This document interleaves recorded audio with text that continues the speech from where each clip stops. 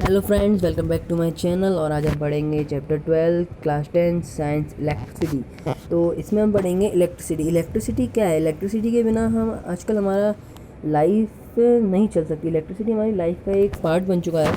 जैसे कि हमारे आसपास हर चीज़ इलेक्ट्रिसिटी से ही चलती है लगभग। जैसे हमारी टीवी, हमारा कूलर, हमारा रेफ्रिजरेटर, फ़ोन चार्जिंग। और आजकल तो हम गेम्स भी बहुत खेल रहे हैं तो फ़ोन चार्जिंग की ज़रूरत पड़ती रहती है। तो एज अ साइंस स्टूडेंट हमको इलेक्ट्रिसिटी के बेसिक कॉन्सेप्ट समझने चाहिए। इससे हमें हेल्प मिलेगी फ्यूचर में। तो पढ़ते हैं अपन। चार्ज क्या होता है? चार्ज एक वेरी स्मॉल पार्टिकल्स होता है जो एटम के अंदर प्रेजेंट होता है। नेगेटिव और पॉजिटिव हो सकता है, लाइक इलेक्ट्रॉन एंड प्रोटॉन्स। ये कूलम इसकी ऐसा यूनिट है जो सी से रिप्रेजेंट होता है। नेट चार्ज मतलब होता है कि नेट चार्ज जैसे क्या होता है? Net charge is equivalent to the charge contain its nearly 6 × 10⁻18 electron, जो Q is equals to any से भी डिनोट हो सकता है। अगर Q है 1 कूलम और E है 1.6 × 10⁻19 जो नेगेटिव चार्ज और इलेक्ट्रॉन होता है, तो N is equals to Q/E लगा के हम निकाल सकते हैं। तो करंट क्या होता है? तो अब करंट आता है rate of flowing of net charge is called current, noted by I से डिनोट करते हैं। I is equals to Q/T। T जो टाइम होता है, SI यूनिट होती है इसकी, एम्पियर होती है। और एम्पियर जो डिफाइन हम 1 coulomb of charge following per second, 1 ampere is equals to 1 coulomb upon 1 second. Exam में बहुत आता है। अब इसकी एम्पियर की स्मॉल यूनिट्स भी होती हैं, जैसे मिली एम्पियर MA से डिनोट की जाती है। Milliampere is equals to 10⁻19 ampere. और माइक्रो एम्पियर 10⁻6 एम्पियर। और जो हमें पता है कि जो इलेक्ट्रिकल चार्ज होता है वो positive terminal to negative terminal flow करता है, पॉजिटिव टू नेगेटिव टर्मिनल। और जो वायरों के अंदर चार्ज फ्लो होता है उसमें पॉजिटिव चार्जेस फ्लो नहीं होते, वो नेगेटिव चार्जेस फ्लो होते हैं। कई लोग मानते हैं पॉजिटिव होते हैं, पर ऐसा कुछ नहीं है, नेगेटिव चार्जेस फ्लो होते हैं।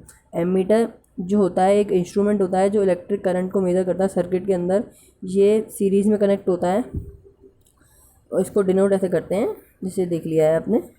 इलेक्ट्रिक सर्किट क्या होता है? इलेक्ट्रिक सर्किट होता है एक क्लोज पाथ होता है जिससे इलेक्ट्रिक करंट फ्लो करता है। इसमें battery, key, ammeter, bulb, resistance, voltmeter, ऐसी कई चीज़ें कंसिस्ट करता है। ठीक है, तो अब हम पढ़ेंगे पोटेंशियल डिफरेंस और इलेक्ट्रिक पोटेंशियल डिफरेंस क्या होता है। तो इलेक्ट्रिक पोटेंशियल डिफरेंस होता है, ये डिफाइन करते हैं वर्क डन जो होता है carrying a unit charge. Work done carried है unit charge from one point to another, मतलब एक पॉइंट से दूसरे पॉइंट में जो चार्ज को ले आने में जो वर्क डन हुआ है वो। जैसे V is equals to W/Q। V है पोटेंशियल डिफरेंस, W है वर्क और Q है नेट चार्ज। और इसकी यूनिट होती है वोल्ट, जो V से डिनोट की जाती है। 1 वोल्ट क्या कहेंगे? 1 वोल्ट को हम ये भी डिफाइन कर सकते हैं, 1 joule of work is done to carry 1 coulomb of charge from 1 point to another of current carrying conductor, then the potential difference is 1 volt. 1 V is equals to 1 joule upon 1 second 1 coulomb, sorry.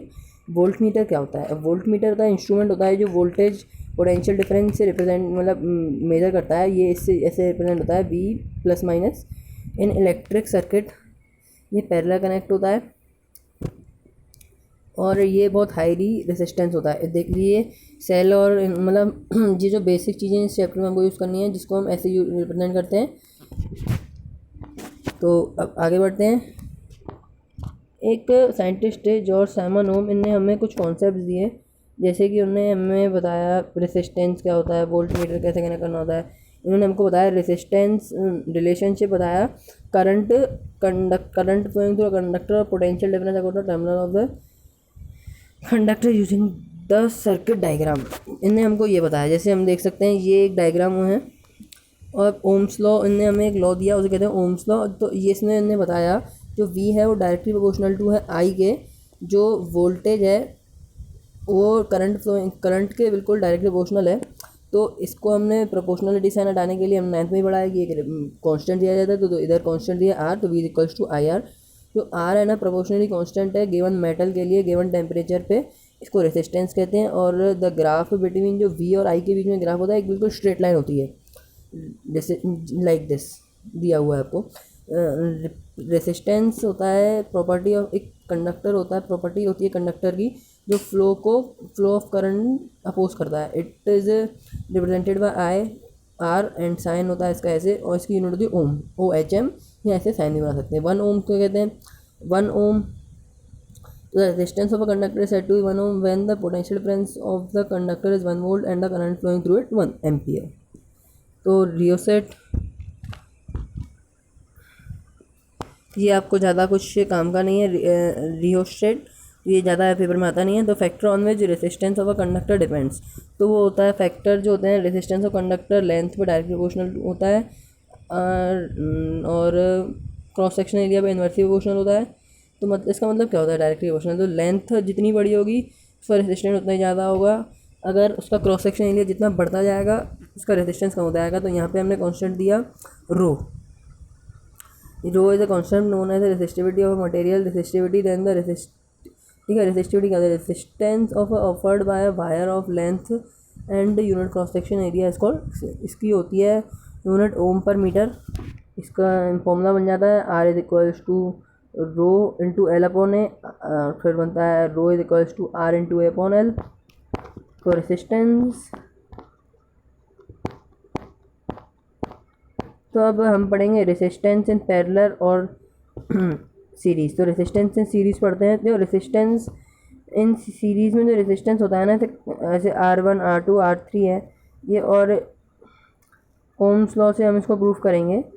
तो V equals to I R लगा देंगे, तो V equals to I R सब में लग जाएगा। हम इसको एक में ले लेंगे V1 V2 V3, तो V equals to IR1 plus IR2 plus IR3, तो I सब में कॉमन ले लिया जाएगा, और इधर भी ले लेंगे अपन IR, तो इधर IR से I कट गया, R equals to R1 plus R2 plus R3। तो जो होता है ना, हमने मान लिया कि जो इन सीरीज़ कॉम्बिनेशन में R जो होता है ना, total resistance R1 plus R2 plus R3 के इक्वल होता है। और इसमें हम एक बात बताते हैं कि इसमें जो रेजिस्टेंस आता है वो उस रेजिस्टेंस की वैल्यू थोड़ी ज़्यादा होती है, और ये हमारे नॉर्मल घरों में नहीं यूज़ किया जाता। और अब आता है पैरेलल रेजिस्टेंस, जिनमें हम रेजिस्टेंस पैरेलल यूज़ करते हैं। इसका भी हम प्रूफ करके दिखाते हैं।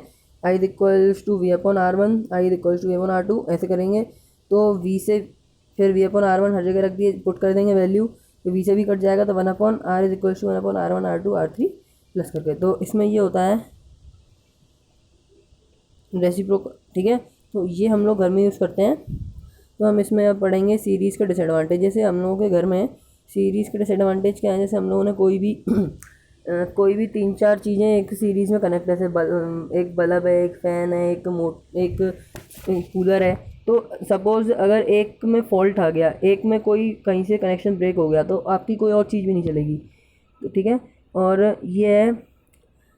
ये पॉसिबल भी नहीं है कि बल्ब, हीटर, इन सबको ऐसे बड़े बड़े अप्लायंसेस छोटे बड़ों को एक साथ करना, क्योंकि सबको करंट की वैल्यू अलग अलग चाहिए होती है। अब पढ़ेंगे हम heating effect of electric current. तो heating effect of electric current mathematical expression होता है इसका V is equals to W upon Q, जैसे हमने ऊपर पढ़ा। तो और W is equals to V upon Q हमने निकाल लिया। तो और हमको ये भी पता है, तो work done in morning the charge Q will be W is equals to V upon Q। मतलब पावर हमको पता है W अपॉन T होती है, तो V हमने वैल्यू पुट करी, तो P is equals to V आ गया। हीट एनर्जी होती है सप्लाइड और सोर्स ऑफ टाइम, तो H is equals to P into T। और दोनों इक्वेशनों से हमने 2 इक्वेशन बना ली। P is equals to VI first, H is equals to P into T second.